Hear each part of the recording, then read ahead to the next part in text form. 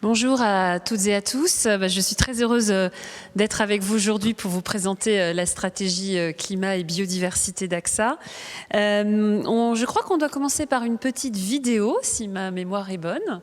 Donc allons-y pour la vidéo.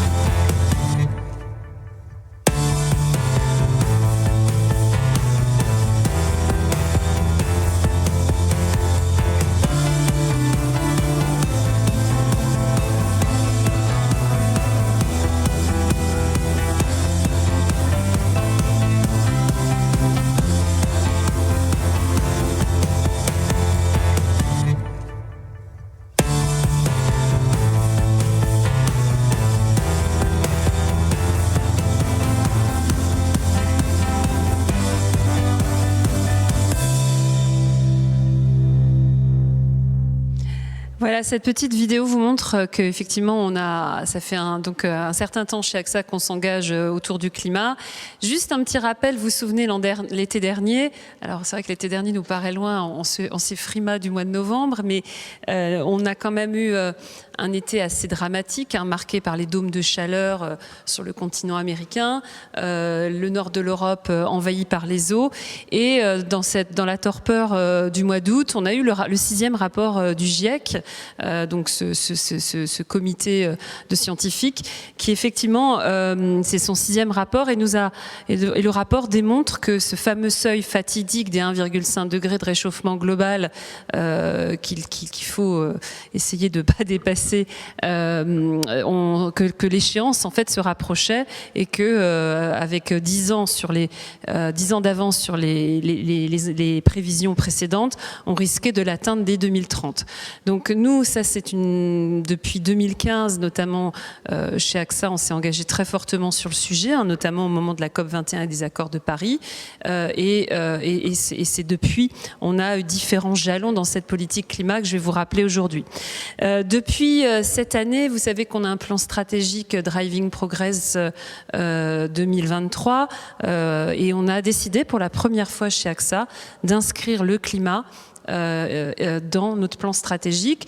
Ça, c'est vraiment une étape supplémentaire, parce qu'avant, on s'était déjà très fortement engagé. Vous savez, on a été les premiers en 2015 à désinvestir du charbon, à alerter sur le fait qu'un monde à 4 degrés ne serait plus assurable.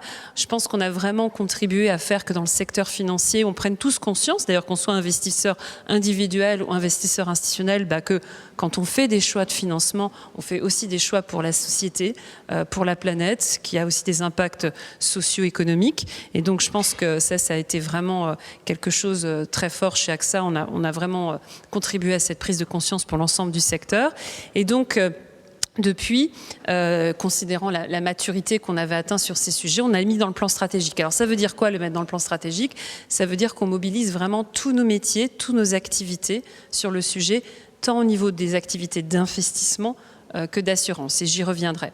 Je voudrais juste insister aussi par rapport à notre plan stratégique 2023, qu'on a voulu, dans le prolongement et très en ligne avec notre raison d'être. Vous savez qu'en 2020, on a lancé notre raison d'être, à agir pour le progrès humain en protégeant ceux qui comptent. Et notamment, c'est aussi pour ça que le climat et toute la dimension au-delà du climat ESG, environnement, social, gouvernance, qui est à la base de l'ensemble de notre stratégie de développement durable, on a voulu le mettre au cœur de ce plan stratégique, aussi, compte tenu de la maturité acquise, comme je l'ai déjà mentionné, mais également compte tenu du fait que ça devient un sujet qui est aussi de plus en plus réglementaire. Moi, je voudrais quand même insister là-dessus, c'est-à-dire qu'aujourd'hui, il y a toujours une démarche volontaire de la part des entreprises, une démarche de conviction, mais de plus en plus, et notamment l'Union européenne est en train de réglementer sur ces sujets climat ESG avec une accélération qui est sans précédent et de façon très volontariste, et notamment, vous le savez, puisque depuis le mois de mars, on doit publier pour l'ensemble de nos produits financiers, qui s'adressent à des investisseurs institutionnels ou à des investisseurs individuels, on doit publier l'empreinte climat et ESG de nos contrats d'assurance vie, de tous nos produits d'épargne depuis le mois de mars. Donc là, il y a vraiment aussi un accès à l'information, une transparence qui est voulue par le régulateur et qui est en train aussi de transformer tout ce domaine de ce qu'on appelle la finance durable. Alors pour revenir à notre plan stratégique et à nos engagements, parce qu'une fois qu'on a dit, on met ça dans le plan stratégique, le climat et le plan stratégique, qu'est-ce que ça signifie très concrètement? Donc on a aujourd'hui un plan d'action qu'on a traduit en 7 indicateurs, 7 objectifs que l'on suit, qu'on va suivre jusqu'en 2023, voire 2025, parce que certains objectifs ont un terme au-delà du plan stratégique 2023. Et donc, ça va nous permettre de rendre compte publiquement et régulièrement des progrès accomplis par AXA en la matière.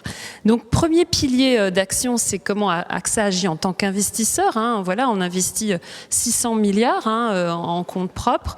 Et donc, là, l'objectif pour nous, c'est d'aligner ce portefeuille d'investissement avec une trajectoire Accord de Paris, avec une trajectoire d'1,5 degré.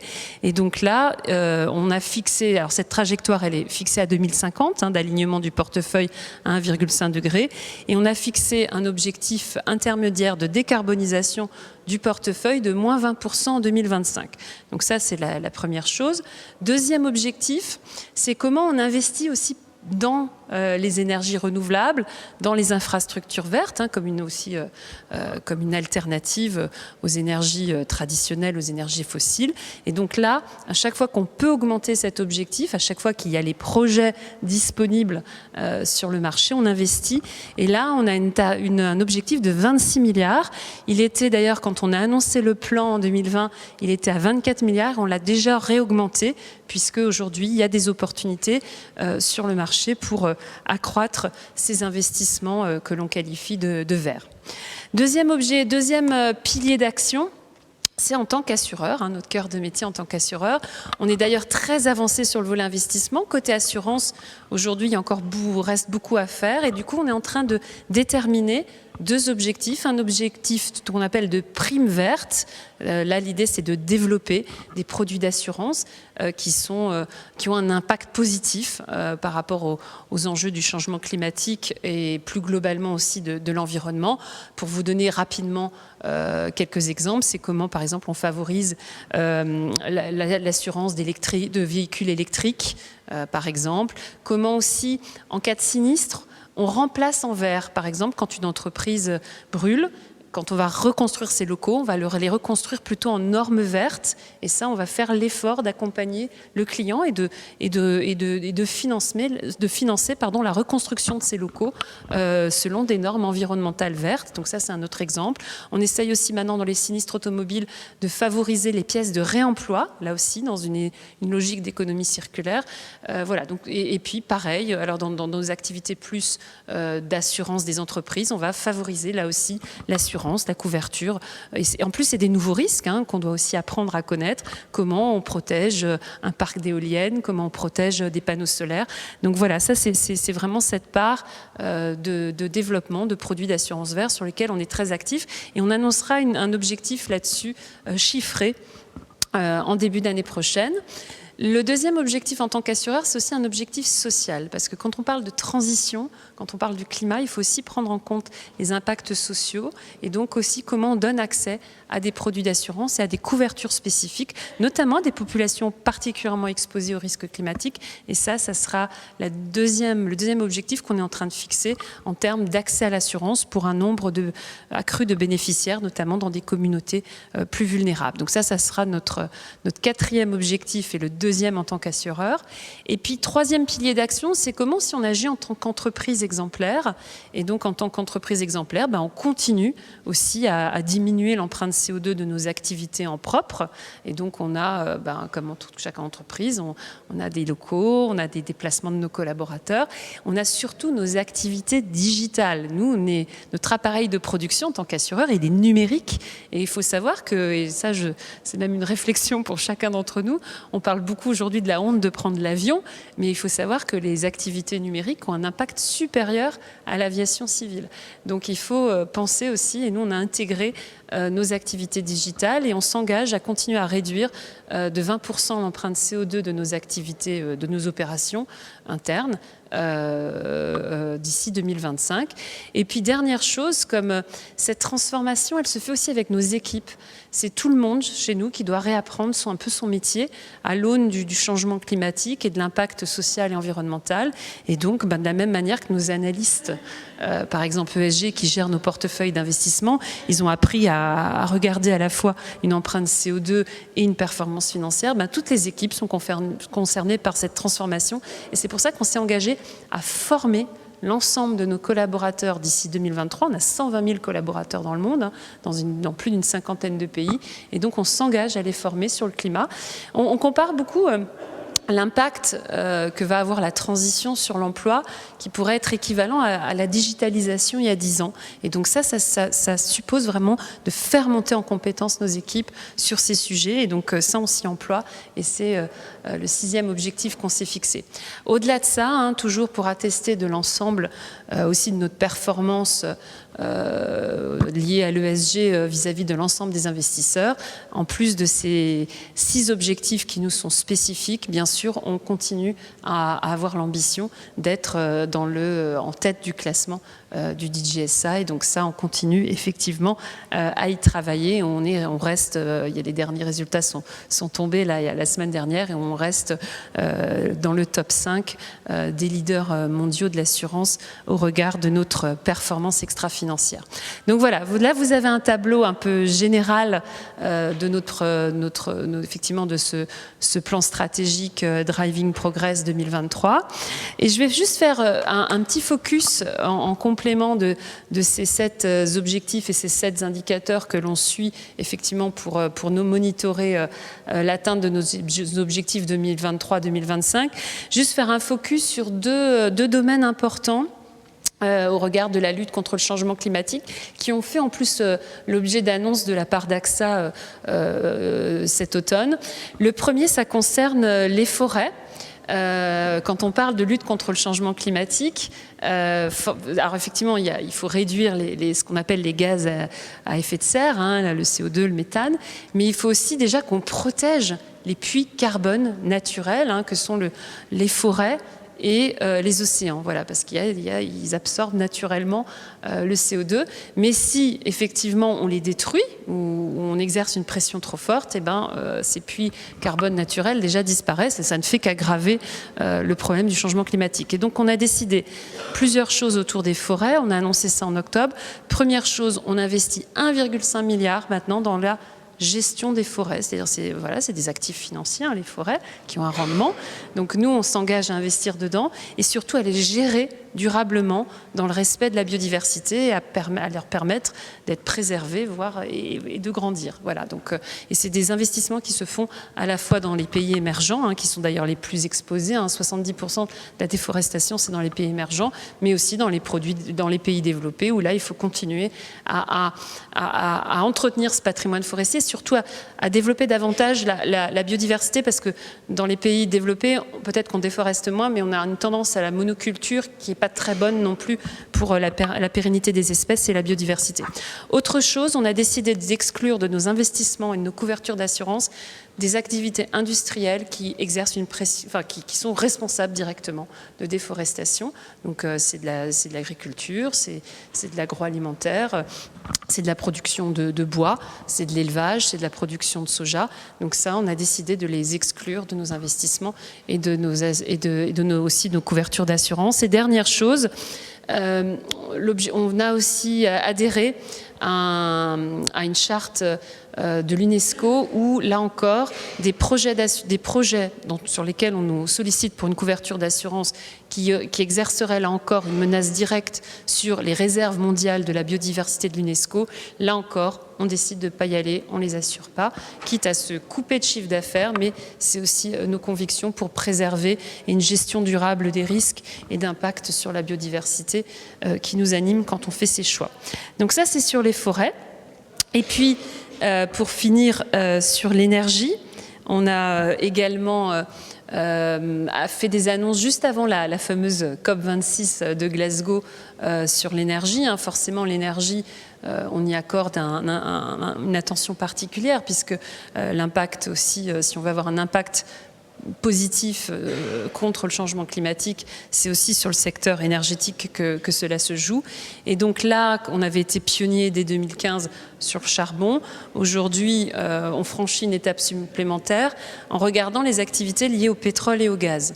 Et donc là, on a annoncé deux choses. La première chose, c'est qu'on arrête d'investir ou de fournir des couvertures d'assurance à tout ce qui est une création de nouvelles capacités pétrolières. Donc en gros, les nouvelles explorations.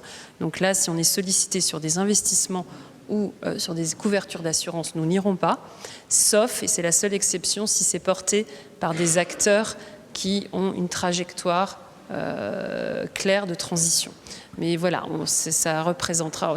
En gros, ça correspond, on a fait de continuer à investir seulement dans 5% au niveau mondial des compagnies qui sont sur des activités pétrole et gaz. Donc voilà, c'est extrêmement exigeant.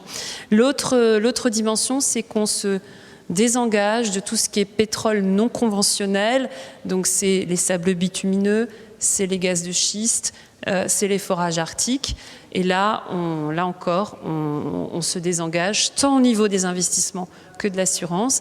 Et là, j'insiste aussi sur le fait que sur tout ce qui est pétrole non conventionnel, c'est à la fois, là encore, une dimension sur laquelle on lie notre combat contre le changement climatique avec notre engagement de protéger la biodiversité, puisque, vous le savez, par exemple, un forage arctique, bon, bien sûr, il y a un effet sur le climat, mais aussi très directement sur la biodiversité, sur ce type d'activité de pétrole non conventionnel. Donc voilà, vous avez là le panorama général de cette stratégie très engagée pour le climat. On rentre dans une décennie décisive, c'est le moment où on peut encore infléchir cette fameuse, d'essayer de rester dans ces limites des accords de Paris et de cette trajectoire 1,5 degré. Et au-delà des engagements et de la stratégie climat d'AXA, notre ambition aussi, c'est de porter l'ensemble des efforts du secteur financier, puisque vous savez également peut-être qu'on est membre de deux alliances net zéro très importantes, la Net Zero Asset Owner Alliance, où là il y a tous les grands acteurs financiers mondiaux qui se sont engagés justement à décarboniser leur portefeuille. Décarboniser, c'est un mauvais anglicisme. Et donc, sinon, on vient, nous, de lancer, pour la partie assurance que je mentionnais précédemment au cours de cet exposé, AXA a pris la tête de l'alliance, la Net Zero Insurance Alliance. On a pris la tête d'une alliance aussi pour construire les métriques et les méthodologies qui nous permettront de mesurer l'empreinte carbone de nos portefeuilles d'assurance cette fois-ci et de continuer à lutter ainsi contre le changement climatique. Je vous remercie de votre attention et puis je vais prendre des questions s'il y en a dans la salle ou en ligne. Merci.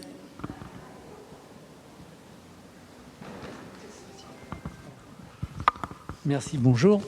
Est-ce que AXA s'oriente quand même un petit peu sur le petit nucléaire? Parce que, fin de compte, c'est une énergie propre, mais dont on aura bien besoin dans les années à venir, compte tenu de la consommation qui va aller exponentiellement, avec les voitures électriques par exemple. Donc est-ce que ce n'est pas une bonne idée quand même de maintenir un peu plus le nucléaire par des petites centrales qui seraient propres et qui permettraient de faire face à notre consommation à venir et surtout notre autonomie et les prix? C'est sûr qu'il y a en ce moment, votre question fait référence au débat qui a été porté récemment sur la place que doit avoir le nucléaire dans la transition. Aujourd'hui, vous savez qu'il y a l'Union européenne est en train aujourd'hui de définir la taxonomie. La taxonomie, c'est quoi? C'est une classification de l'ensemble des activités industrielles au regard, effectivement, de leur impact sur le changement climatique ou d'autres composantes environnementales. Donc, effectivement, nous, on est assez attentifs en ce moment à ce débat et surtout, à ce qui ressortira des travaux de l'Union européenne, notamment pour effectivement déterminer quelle sera la place du nucléaire et aussi du gaz dans la transition. Donc effectivement, un débat à suivre.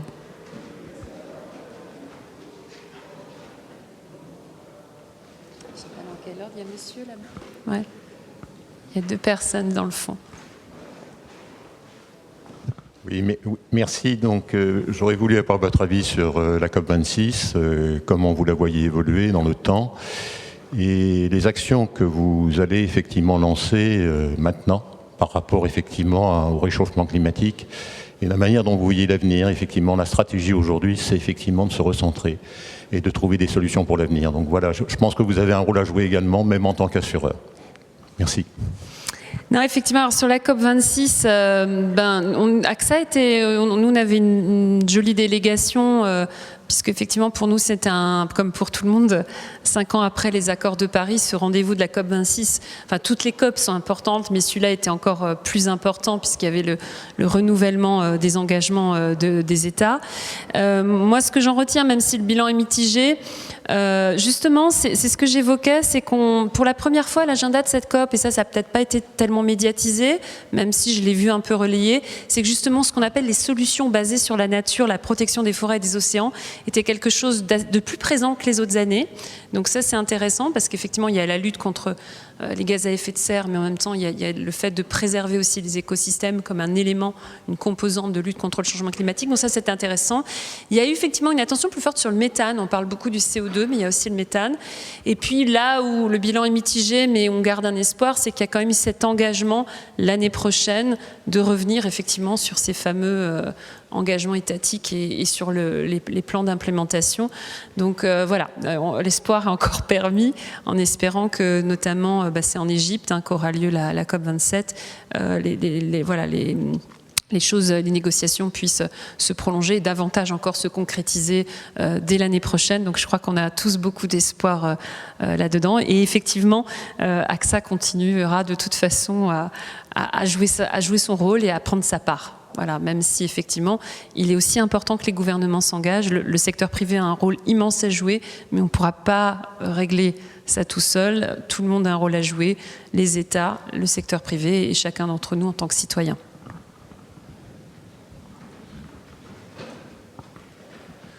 Bonjour, j'avais une question relative à la politique de vote d'AXA en tant que gestionnaire d'actifs, en particulier d'actions. La communauté des investisseurs s'agite et s'organise autour de dépôts de résolutions externes auprès des gros émetteurs de dioxyde de carbone. Et le track record d'AXA en termes de vote pour ces résolutions est assez contrasté. D'abord, il n'y a pas de continuité dans la politique de vote et ces derniers temps, le vote a souvent été contre les résolutions climatiques. Est-ce qu'AXA a l'intention d'évoluer ? Alors, je suis un peu surprise de ce que vous dites quand vous dites qu'on a été contre les résolutions climat. Alors, juste pour vous donner... Je pense aux résolutions climat externes, pas les résolutions climat déposées par les boards des entreprises. Ah, d'accord, ok. Alors, en tout cas, vous avez raison de dire que l'engagement actionnarial joue un rôle clé. Et nous, on partage totalement cette conviction, parce qu'effectivement, on parle de transition, et nous-mêmes, nos propres engagements sont conditionnés par la transition de l'économie réelle. Donc à un moment donné, nous, effectivement, on a nos flux financiers et nos investissements, on a l'argent de nos clients à placer, et aussi nos propres fonds en tant que société financière. Et donc effectivement, bien sûr, nous, on va faire une sélection de nos actifs sur des nouveaux critères, comme je l'évoquais, de CO2, mais à un moment de trajectoire CO2, trajectoire accord de Paris, mais à un moment donné, il faut que les entreprises dans lesquelles on investisse transitionnent. Et pour ça, l'engagement actionnarial, vous avez raison, joue un rôle clé. Et nous, on fait aussi jouer ce poids qu'on a en tant qu'investisseur et par le droit de vote, effectivement. Et donc aujourd'hui, je pense que notre politique quand même d'engagement actionnarial est claire. Aujourd'hui, la moitié de notre engagement actionnarial se fait justement sur les résolutions climat et biodiversité, parce qu'on sait de toute façon que nous, c'est la condition pour nous aussi d'atteindre nos propres objectifs. Et on fait partie de la coalition d'engagement actionnarial Climate 100+. Donc on est très actif dans cette coalition qui est elle-même très active pour demander des comptes, notamment aux grands acteurs de l'énergie et aux secteurs les plus exposés aux émissions de CO2, les plus gros émetteurs de CO2. Et effectivement, nous, on a du coup, on a aussi annoncé un renforcement de cette politique d'engagement actionnarial juste avant la COP, parce que l'engagement actionnarial, à un moment donné, il doit être suivi d'une sanction. Donc quand vous avez demandé plusieurs fois à un émetteur des comptes et que vous n'obtenez pas gain de cause, eh ben, on a annoncé le principe three strikes and out, c'est-à-dire que voilà, il y aura 3 étapes, et au bout de ces 3 étapes, si on n'obtient pas ce qu'on a demandé, notamment au regard du climat, et ça sera beaucoup sur le climat qu'on va faire porter ce principe three strikes and out, eh ben, on se retire, parce qu'à un moment donné, effectivement, il faut que ça soit associé d'une sanction pour que ça soit efficace. Merci de votre attention, merci de vos questions. Bonne journée.